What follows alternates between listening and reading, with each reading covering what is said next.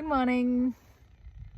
Everyday గోపికి నాకు ఛాయ్ తాగడం అలవాటు అయిపోయింది. ఇది వరకు అట్లా అసలు యాక్చువల్ ఛాయ్ చేసుకోపోయేది. వెరీ వెరీ రేర్గా గోపి కోసం మట్టుకే చేసేది. మా ఆవు గంగ పాలిస్తున్నప్పటి నుంచి నాకు కూడా అలవాటు అయిపోయింది, ఆర్ అలవాటు చేసిండ్రు. సో ఎనీవేస్ మనకు ఛాయ్ చేయాలంటే పాలు కావాలి కదా. సో నా పని వెళ్ళి గంగ దగ్గర పాలు తీసుకొని రావడము, గోపి పని ఛాయ్ చేయడము. Ganga, good morning. గంగమ్మ, గంగమ్మ నా దేవి,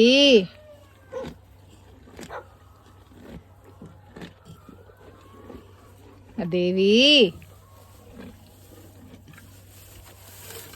ఓయ్ తిను,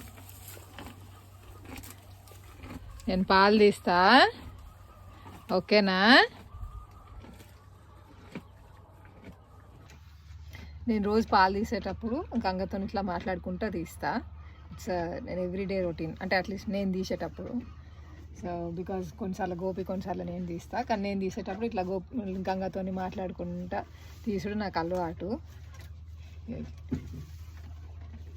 గంగా, గంగమ్మ తల్లి, నేను కొన్ని పాలు తీసుకుంటా, నువ్వేమనుకోవద్దు. గంగా, మా ఇంటికి వచ్చినందుకు థ్యాంక్ యూ. గంగమ్మ నా దేవి, నేను వచ్చేసరికి ఇవాళ లేట్ అయిందా? ఇక్కడికి వచ్చి ఆల్రెడీ వెయిట్ చేస్తున్నావు అని చూసి వచ్చిన. ఇంకా నేను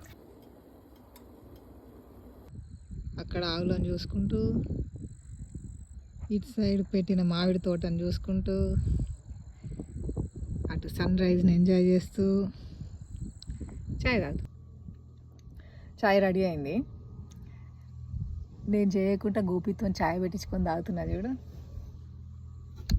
బాగుంది చాయ్, బాగుంది. Thank you Gopi. గోపి, మీరు చేసిన చాయ్కి కొన్ని ఇంప్రూవ్మెంట్స్ చెప్తా, ఓకే? నేను చేసిన చాయ్కే ఇంప్రూవ్మెంట్ చెప్తావా? ఇంప్రూవ్మెంట్స్ అంటే అట్లా కాదు, చాయ్ మంచిగా ఉన్నది, కానీ నెక్స్ట్ టైం ఏంటంటే ఈ గ్లాస్లో పోస్తే నేను తాగా. ఇంట్లో బోల్డ్ గ్లాసులు ఉన్నాయి, ఏం లేవాలంటే అందులో పోసుకోను.